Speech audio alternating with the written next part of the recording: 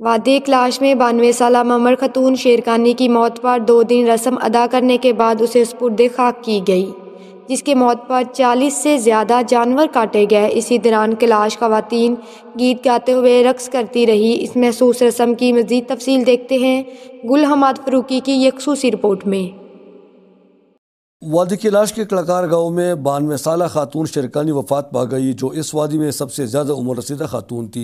कैलाश लोग मर्द के मरने पर 3 से 4 दिन, जबकि खातून के मौत पर 1 से 2 दिन रस्म मनाते हैं। आनजहानी शेरकानी की मैयत को कैलाश के मजहबी इबादतगाह जस्तकाल में 2 दिन तक रखी गई। इस दौरान इलाके की खवातीन उसकी चरपाई के गिर्द घूम कर गीत गाती हुई मखसूस रक्स करती है। कैलाश के मजहबी रहनुमा यानी काजी साहिबान बारी बारी जस्तकाल में आकर मरने वाले की तारीफ करते हैं। शेरकानी की मौत पर 40 बकरे, 1 बैल और 2 बिचड़े ज़बह किए गए। लोग रहमत कैलाश कहते हैं कि इन जानवरों को मुसलमानों से इसलिए ज़बह कराए जाते हैं ताकि सब उसे बिला झिझक खा सके। तो ये ऐसे ओकेशन है फ्यूनरल जिसमें हम मुस्लिम कम्युनिटी से लोगों को बुलाते हैं, उनसे ज़बह कराते हैं ताकि जो सदका है वो सब लोगों तक पहुँच सके। 2 दिन बाद शेरकानी को सुपुर्द की गई। इस दौरान सब कैलाश खवातीन नदी पर जाकर हाथ धोती है, जबकि मर्द हजरात मैयत को दफनाने के बाद उसी नदी में हाथ धोते हैं। अब्दुल खालिक कैलाश का कहना है कि वो अपनी वालदा को हमेशा याद रखेगी। फौतगी से मैं अपनी अम्मी को बहुत मिस करता हूँ और मैं यकीनन उसको